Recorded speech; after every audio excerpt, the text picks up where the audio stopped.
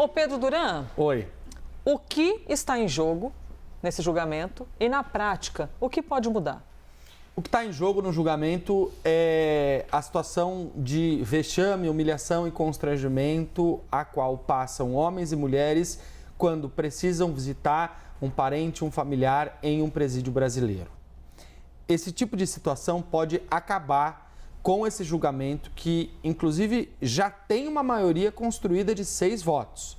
Já há um entendimento por parte da maior parte dos ministros do STF de que tem que acabar com a visita íntima, com a revista íntima vexatória, aquela que acaba deixando a pessoa muitas vezes numa situação desagradável. Elisa, em alguns casos aqui no Brasil, você tem mulheres, por exemplo, que são obrigadas a agachar na frente de um homem policial, agente penitenciário, para demonstrar, agachar seminuas, para demonstrar que não tem nada sendo carregado ilegalmente ali, ilicitamente dentro delas, muitas vezes mulheres grávidas, inclusive. Então, imagina o nível de constrangimento de uma pessoa que já tem que passar por toda a dificuldade que é visitar um parente, um familiar na cadeia. E aí, obviamente, aqui é bom que se diga, né? Aqueles que cometeram crimes, que paguem pelos crimes que cometeram, que cumpram a pena que tem que cumprir. Porque a minoria que comete o crime... entre os visitantes, é que você se refere a quem está lá preso, é isso? Exato, mas a pessoa que vai visitar, não há nada que desabone a conduta dela. Pois entendeu?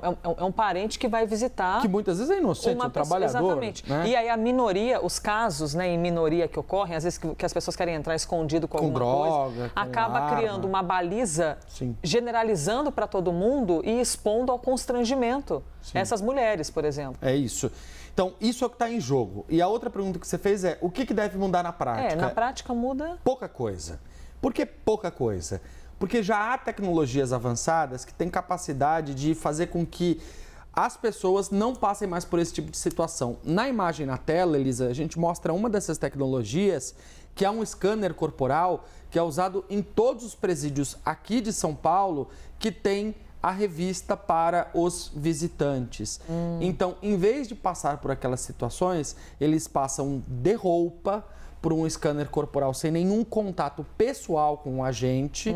E a inteligência artificial, a partir da leitura do escaneamento do corpo, dá ao operador desse aparelho indicativos do que pode ser ali um problema, uma substância ilícita, um item proibido para entrada no presídio. E então, esse scanner já existe? Esse scanner já existe. Essa empresa que fabrica, por exemplo, é uma empresa que está em Minas Gerais. Aqui em São Paulo, eles ganharam uma licitação e já tem todos os presídios aqui paulistas essa possibilidade de você usar esse escaneamento corporal. E aí é muito curioso, porque eu fui conversar com a cúpula da Secretaria de Administração Penitenciária de São Paulo para entender como é que essa tecnologia tem funcionado na prática. E eles me contaram que ele é super preciso. Deve ser caro, inclusive, né? Um equipamento como esse. Exatamente. É uma compra de milhões de reais. Então, olha só o que já aconteceu. Como os servidores também passam por esse escaneamento eventualmente, né, os funcionários que trabalham no presídio, como uma espécie de controle regular, eles já descobriram pessoas com câncer no scanner. O tumor foi detectado pelo scanner. Um exame médico, sem querer... Porque a tecnologia, aliás, é usada também pela indústria da saúde. Então, eles já perceberam isso. As pessoas com quem eu conversaram também me contaram uma outra situação muito curiosa. De uma mulher que foi até o presídio e que passou pelo escaneamento corporal e que foi reprovada. O que acontece quando você tem algum objeto que é identificado no scanner? Você não é preso, não é detido, não tiram do seu corpo à força. Você é encaminhado para uma sala para que você se desfaça desse objeto e volte para o scanner para poder entrar na visita. Tá. Então você não é punido por isso. Se você está com alguma substância ilícita, tipo droga, maconha, como é o caso desse julgamento, você não pode entrar na visita e nem descartar aquela substância. Você vai embora para não ser preso, né? E aí eles identificaram uma mulher que estava na região do abdômen com uma daquelas tesourinhas de cortar unha, aquela tesoura pequenininha.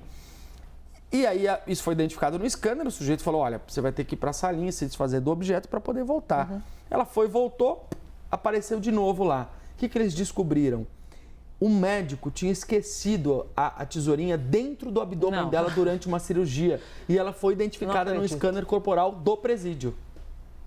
Mas é um caso raro. É um caso raro, mas é para mostrar a precisão dessa tecnologia. Sei que a gente tem que encerrar, mas vou te contar uma história que é quase uma anedota, que tem um problema dessa tecnologia.